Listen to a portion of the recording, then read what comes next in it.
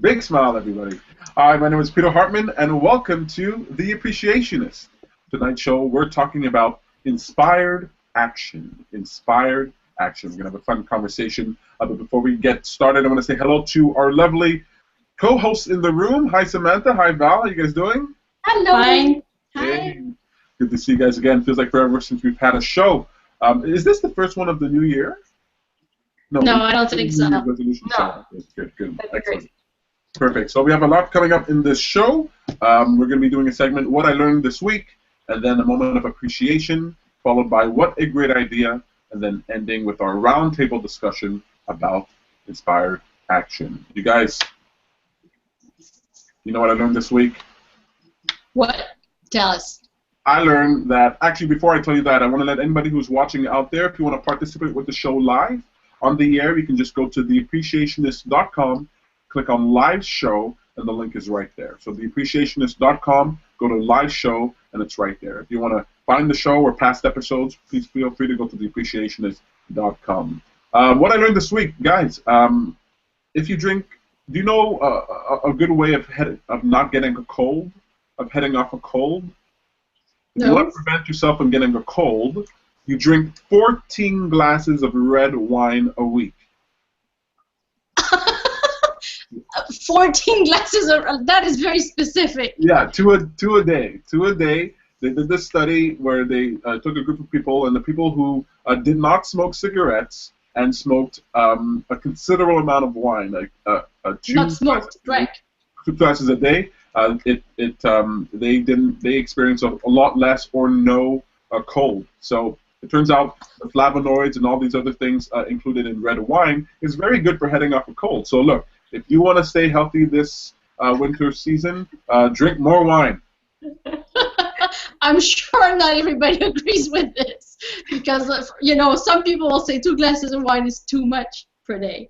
Yeah, it seems like a little much. I'll suggest some blueberries and eat some grapes, and there's lots of good stuff in that too. I'm volunteering to test it out. Okay, you guys, I'm going to test it out right now. I can't drink 2 a day, so I'm just going to drink it all at once. Okay, we're just going to drink it all at. Yeah. Anyway, so you're welcome to everybody out there who's drinking 2 wines already, and you need an excuse for your family and friends who think you have a problem. You just tell them, I'm fighting cold. I'm keeping myself healthy. So you're welcome for that. So that's what I learned this week. And then after the winter, they can contact me for some help with drug addiction. When the spring comes around, I'll be ready for them all. That's good. Excellent, you guys. Wonderful. So we're going to move on to a moment of appreciation. But just so you guys know, you're welcome to share what you've learned at any time for any show. So it's not just me. It can be you guys. If you have something that you learned, you want to send in a message to us, post a comment, we'll read it on the air. It's fun to hear what people are learning. Look, a moment of appreciation. That's the most important thing we do during the show is when we look back the past week or so, and we pick out something that we appreciate. It could be something good that happened. That's easy to appreciate.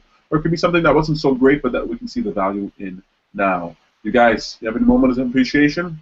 Anything good? I'll go first. Please.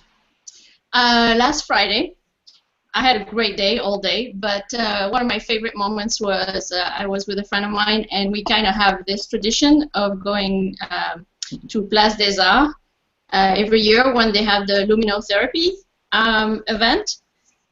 I don't know if you've heard about that. Every year they have a different display right on the Place des Festivals, and it has to do with light, and it's for you to feel better in the winter and all that kind of stuff. So I think it starts before Christmas, and it ends, I think, probably Friday or maybe this weekend. We went last year and the year before, and it's always just a whole lot of fun, especially to see how creative people are to find something to do with light and sound, and this year they have seesaws. And it was very, it was fun because my friend is in her 70s, and we were just, we just got on them and we just kept going back and forth, and they light up when they move and they make a sound. So everybody was playing, all ages. It was a lot of fun, and it wasn't too cold because often we go there and it's very cold. And we had a hot chocolate. That's also our tradition. And So we had a lot of fun. It was just, you know, a little adventure that we call it every year. It's not a big adventure, but it's just where we get to be kids again and play. Really cool. Oh, that's really nice. I bet there's probably some really good pictures of that online. I gotta go check that out. That sounds I got a video, yeah. Really cool. Well, that's awesome. What a nice way to spend the winter. I think I'm really happy. The city that we live in, people like pay attention to the things that we need. Even in the winter time, we have some really cool stuff to go check out. So that's really cool. Well, thank you for sharing that moment of appreciation, Val. That's really awesome. Sam, you got one for us? Yeah. So I guess mine are business related. I have my new year, new you package, and I've been selling them. So I've been getting a lot more business for my life coaching, and it just feels very exciting. I feel abundant. I feel that things are like really coming together. There's like, I don't know, there's a lot of stuff going on, and I was even contacted last night by somebody for a possible opportunity. I have a discussion that we're going to have a conversation on Friday about it, but it could be a very big deal for me. And so there's like, I don't know, there's this I'm getting like super excited about all of this, and I have a lot of clients, I'm seeing a lot of people, and it's like really fun because especially the people who choose to purchase a package for life coaching, I feel like they're really committed, like they're ready to change, and that's what I want to do. Like that's why I'm in life coaching, is because I want to help people who really want to change, and I get to see them evolve. And so all of this has been happening in the last couple of weeks, and it's super exciting. Yeah, those are my, I don't know, moments of appreciation, but I feel like in terms of my business, there's a lot happening, and more to come. I'm so excited for you. The feeling must be wonderful. I can just imagine. It's great. Yeah, it's really, really fun. And I've been doing my like daily dancing around the house. That's one of my New Year's resolutions. And like, I don't have to try to do it anymore, you know? Like, I don't have to be like, okay, Sam, we don't dance, you know? It's like, I got reasons to dance. and so it's fun. It's really fun. Oh, I'm really glad. Yeah, I can tell that. I know that you're enthusiastic. You keep messaging me. You know, you want me to be enthusiastic with you, and I'm like busy, and I'm like, oh, I gotta be special. But it's of course cause for celebration. But that's okay. I have other people. I have Tom. I messaged Tom. Hey. No, it's hilarious. I've been messaging my dad every time I sell a package, and this morning he's like, oh, so another package sold, Sam? And I was like, no, but here's this other interesting thing that's about to happen, and he's like super ecstatic. And so I have you know, friends and family who are like right on there every moment I do something, you know. Yeah. That's really cool. Thank you very much for sharing that. My moment of appreciation isn't so great. I actually won the lottery. It was only a small amount, only $5,000, but it's cool. It's like a step in the right. Anyway, I'm just joking. You guys, my moment of appreciation. I met two people. They had an event called Winter Light, and it was with Grace and I should actually get their full names here. It was really a lot of fun. Met Grace and oh my goodness, the other gentleman is African, so his name. I'll get it. I'll get it before you get it. Grace Yanhong. Grace Yanhong and Shanti. Grace Yanhong and Shanti. And Tunupi. Yesanami. Yeah, Yesanami. Anyway, they're really awesome. He's really cool. He has this website called Zenith Cleaners. And so he's a cleaner, like literally cleans, and he's taken that philosophy to apply it to mindfulness and personal empowerment. Or personal development, rather. And so he teaches people how to clean with mindfulness, and he spreads his message. He's been talking, you know, around the world actually about this this important topic. So whether it's helping children in school, whether it's helping businesses, he takes the cleaning principles and he applies them to your mind. He applies them to the character of a person. And so it's sitting down with him, sitting down with Grace, and having a wonderful conversation, meeting wonderful people. Was really a high point. Actually, I went in there, I was not in a good mood at all. I was actually feeling very down. I had dropped my camera recently, and I had just bought it, so that was kind of disappointing. And some other things I've been working on not going so well. And so going in there, I left completely refreshed. I felt completely myself again, inspired, motivated, and eager to move on. And so I was very appreciative of that event, and I'm really glad that they invited us, and I'm really hoping that both of them are available for us for our next event or for future events, because they're really, really awesome. You guys go check them out. So his website is Zenith Cleaners. That's actually what a great idea this week. It might be a good time to tell you. Zenith Cleaners, what a great idea. It's really excellent. And should we talk about Calm, or we'll save that for next week then? Another what? The Calm app. I'm sorry, you were telling me about the Calm app. And no. I mean, unless you want to bring two what a great ideas. Yeah. No, I just thought I thought it might be cool since you mentioned it and I mentioned it. Anyway, since we're talking about it, there's this really cool app called Calm. If you're looking for an app that helps you with meditation, guided meditation, that's a really cool app to go check out. But also check out Zenith Cleaners. So that's my moment of appreciation. I really appreciated those two. And I just, I feel good. I feel good. I met people who are like me. It feels awesome. And congratulations on winning $5,000. Oh, you know what? It's just small now. Who cares about it? What can I really do with 5,000? Just in case anybody doesn't know, I am kidding, because some people might think this guy is some weirdo. Awesome, you guys. Inspired action. That's our topic for today. I was going to ask you. If you guys have ever led with inspired action, if you've ever had an experience where you've had inspired action, well, I'll let you stew with that a second, just in case it's a thinker. But inspired action, so what is that, right? What is that really, inspired action? What does that mean to you guys? Yeah. Effortless. Yeah, that's the word that comes to mind. It's fueled from within. And you just can't help but act on it, and it feels wonderful.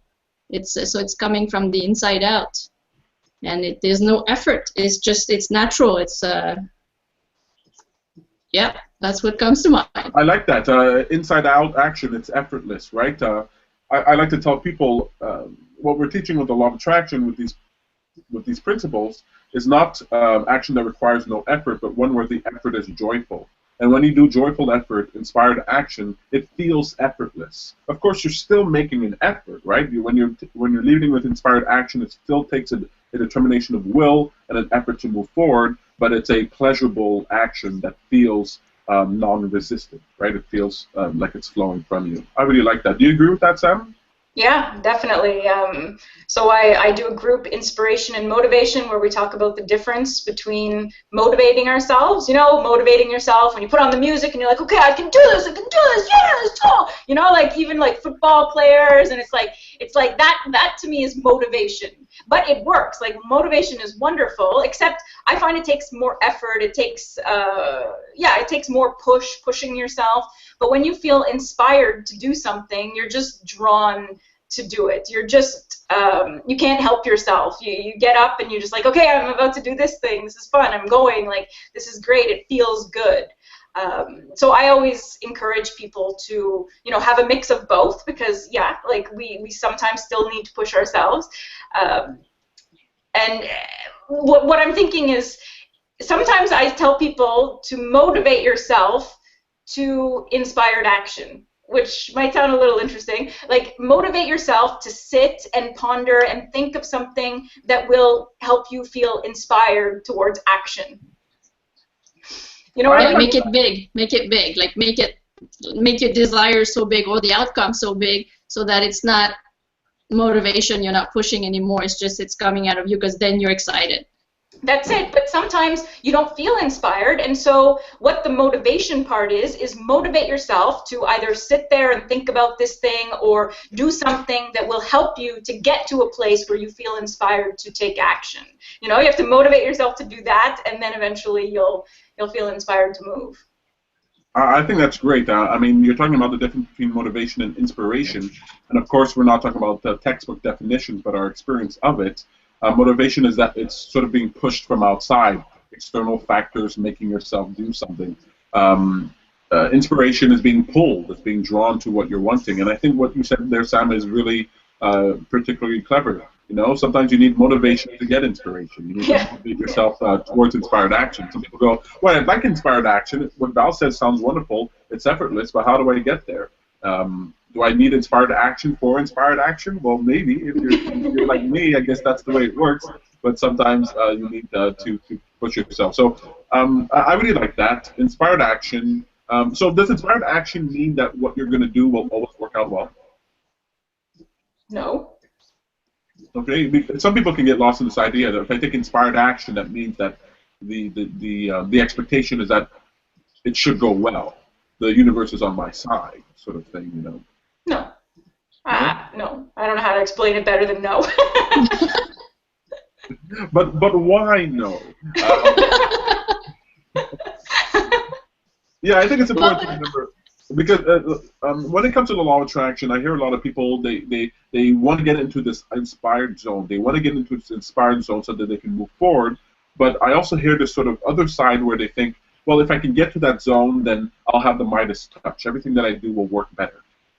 And the truth is that inspired action is one that you feel drawn to, but it might not necessarily go the way that you plan it.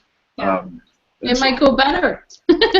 No, but it might. I understand, but I think that every experience is constructive. It's useful. So sometimes it may lead to first of all, just the feeling of inspired action, just that alone is super positive. It feels wonderful. So just that alone should be the big bonus.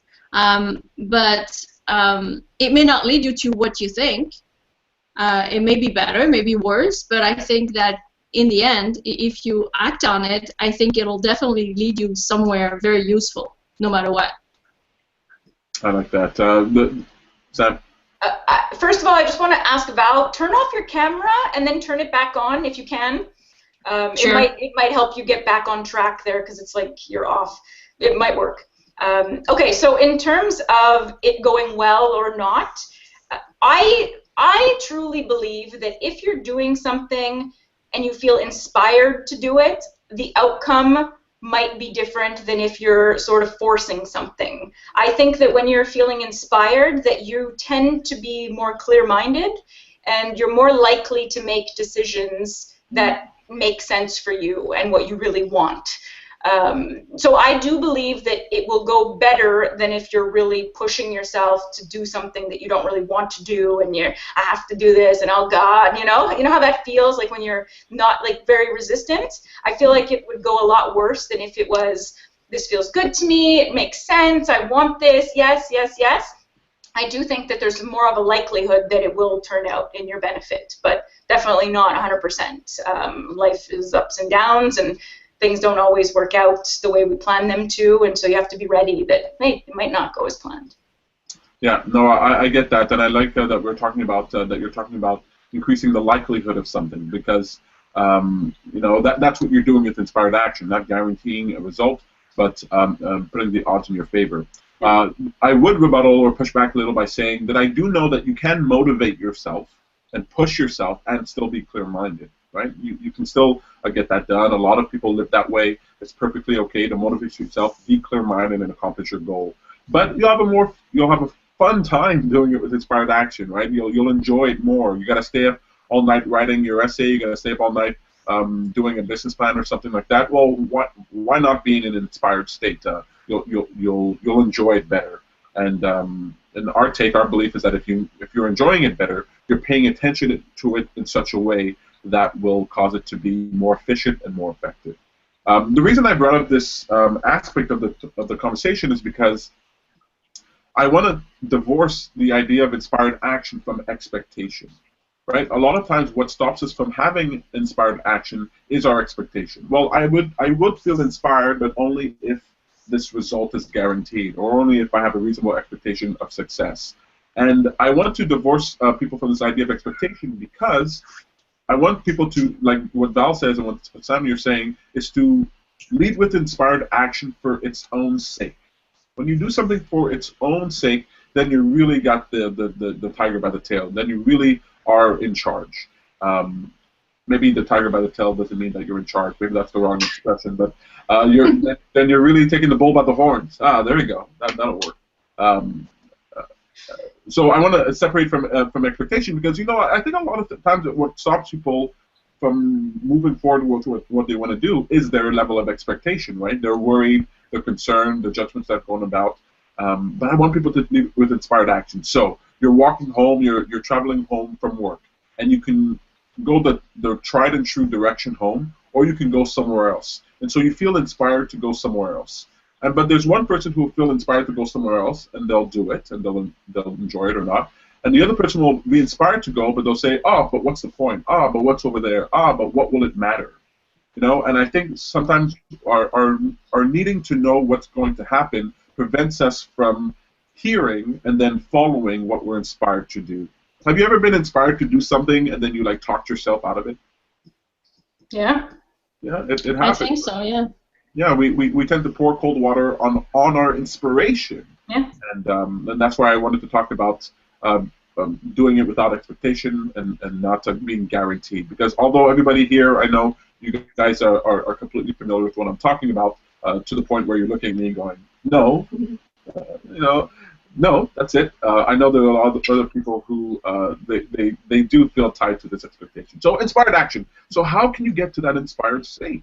How do you get into that zone where you're feeling inspired action? Sam, you're feeling that inspiration, things are going well, you're paying attention to what you're liking. I know it started, I don't see a coincidence when you're saying, or maybe it is a coincidence, that before this happened, you put yourself on a regimen of dancing, of going outside, of working really hard, and then, so now it's easier for you to be inspired, but you put yourself in that zone to begin with, right? So how do people get themselves into that zone to be inspired? What do you have to do?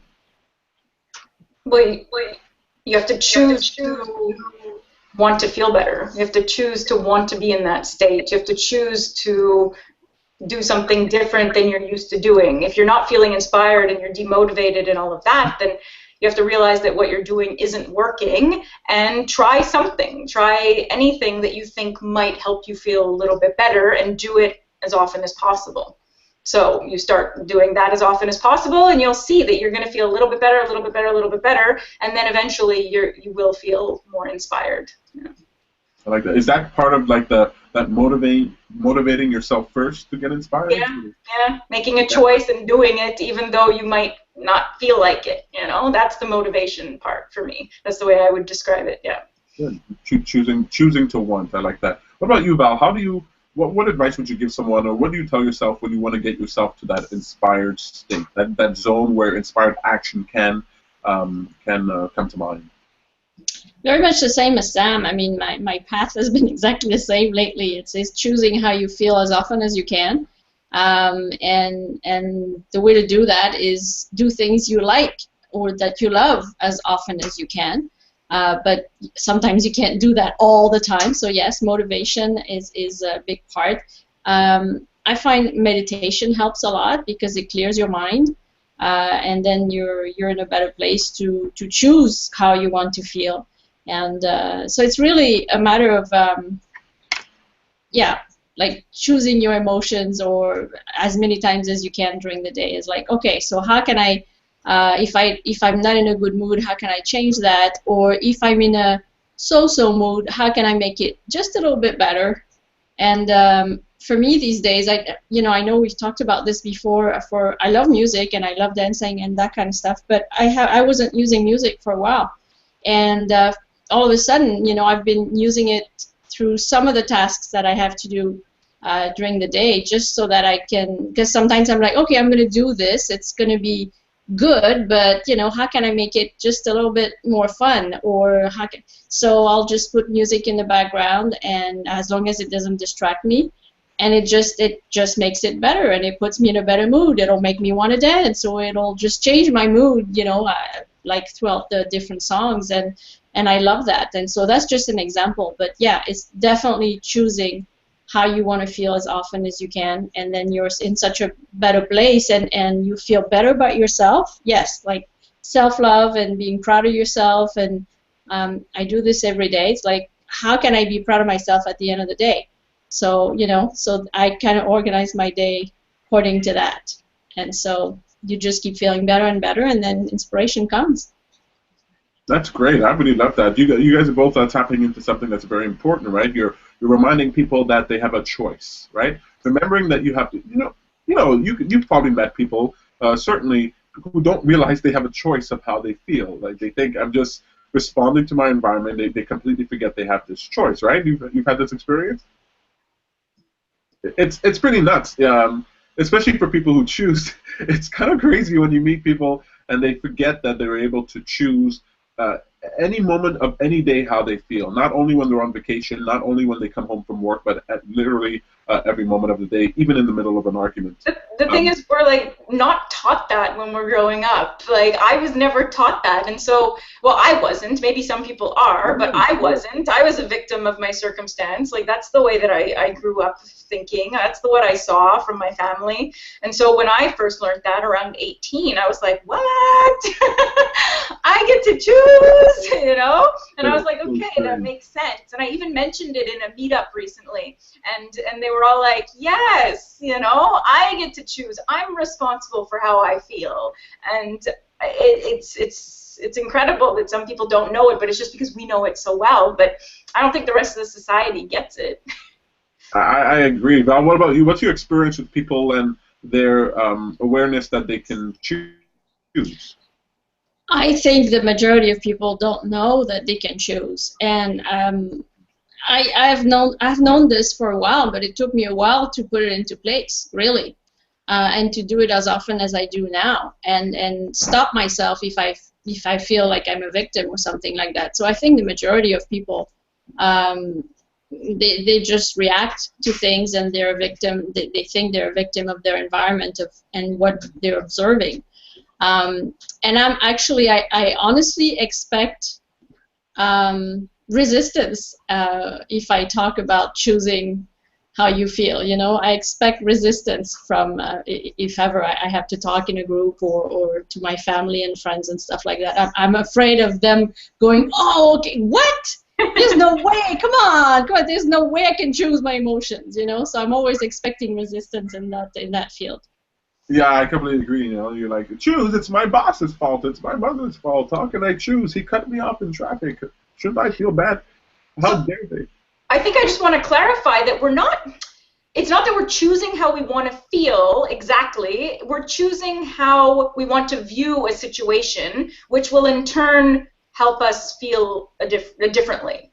You know, like we're making a choice to view something in a different way, which will then in turn change our emotions. Yeah, I think the way I describe that is the activation of willpower. You're reminding yourself, that's what a choice is, it's reminding yourself that you have some measure of power, that you have the ability to shape or influence your environment. And so you activate your willpower as a reminder, hey, I have will, I can do something about this. And then you use, by activating your willpower, your perspective shifts. It shifts from a state of being a victim to a state of empowerment, that you're able to influence your environment. Now, we're coming to the end of the show here, but I wanted to wrap up by saying that the reason why choice is so important is that it causes you to become more aware.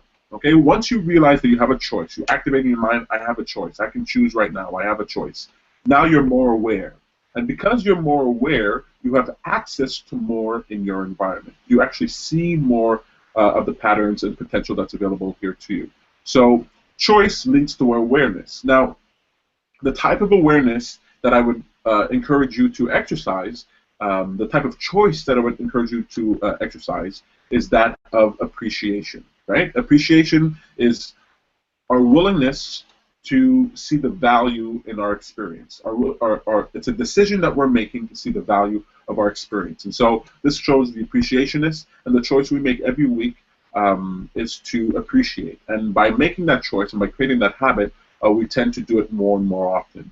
And people describe us as being more awake, you know, as seeing more, as understanding more, but all that comes from awareness, and it comes from choice, and the choice that we're making is to appreciate. Does that make sense? Yep. Look, Valerie, the other Val was trying to come in here. She was trying to make her choice here. I really appreciate her effort. She's been messaging me. That's why I've been looking down. I'm not chatting with anybody else. Really appreciate the effort that you're going through out there, trying to come into the show. I hope you can make it another time. We've come to the end, unless there's something more to say. What's for dinner? Hey, that's right. That's what I'm here for. That's why we're here. So in that segment, What's for Dinner, you can tell me what you've eaten in the last 7 days that you enjoyed, okay? And it can even include what you're about to eat tonight if you haven't eaten yet. So what did you eat in the last 7 days that you enjoyed? It didn't have to be special, just have to be something that you enjoyed.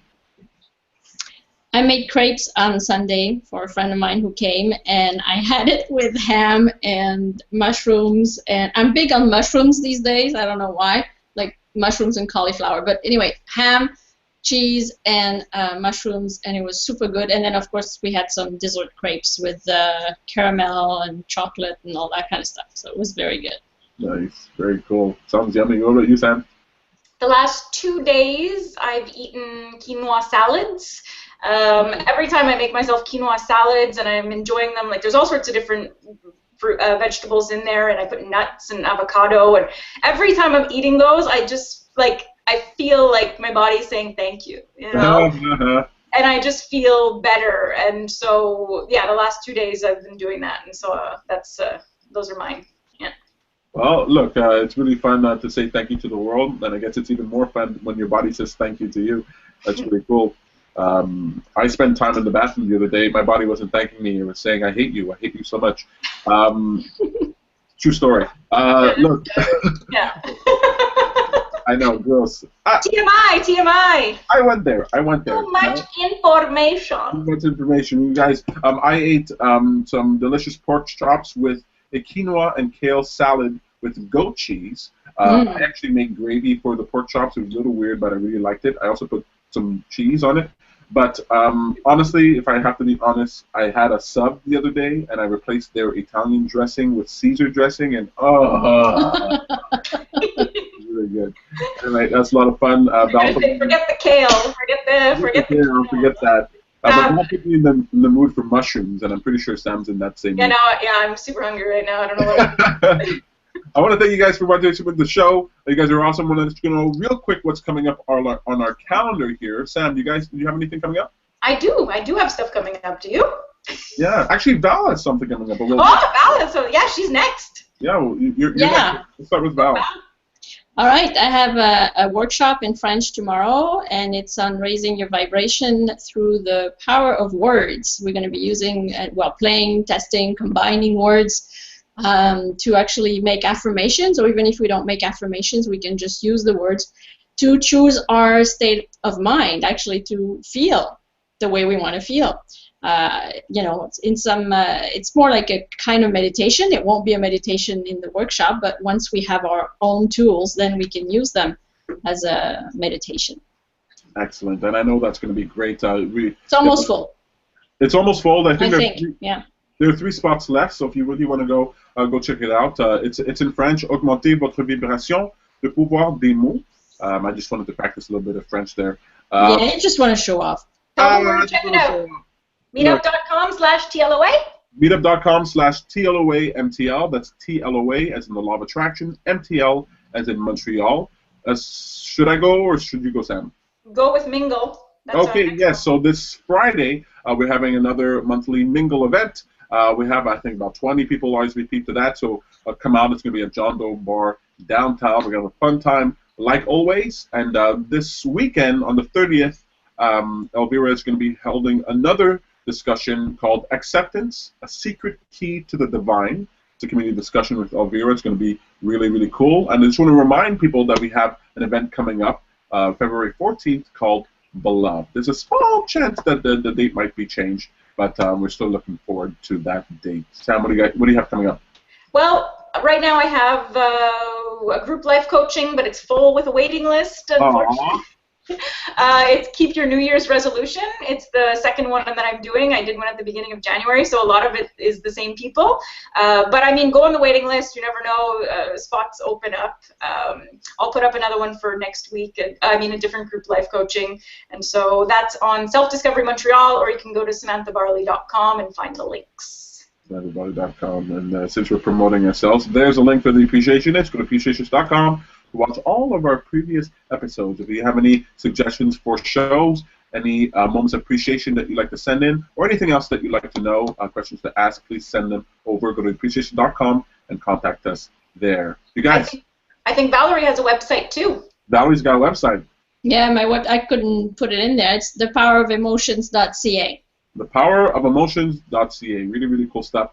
Go check it out. It's a fun read. If you spend a lot of time on the internet and you find that you wasted it, go and check out SamanthaBarley.com and thepowerofemotions.ca, and of course thelawattraction.ca, and spend your time there. You guys know I'm putting the Appreciationist on Patreon soon? Oh no, great idea. We're going to be putting Appreciationist on Patreon. We're going to be doing exclusive interviews, and anybody who wants to contribute will be able to do that. And finally, the Appreciationist can earn some dollars here to produce a better show. Great stuff. For everybody else. We're gonna have like tons of people who are gonna want on the show. We're gonna be like booting them, you know. It's gonna be like an admission process or something. Well, we'll sort it out. That's a problem worth having. Yeah, no, it'll be awesome. It'll be cool. Guys, is there anything left to say? Have a great week. Hey, that's a great week, you guys. Take care. Thanks for joining. Bye. Thanks. Bye, Val. Bye. Bye, Peter. Bye. Thank you very much, Samantha and Val, our lovely co-hosts. And I want to say a special thank you to Valerie, the other Val, who was trying to come into the show. Really appreciate you. Looking forward to hanging out really soon. Thank you for all the effort. I know you were trying really hard to get into the show. Really, really cool. Merci beaucoup. Au revoir. Goodbye.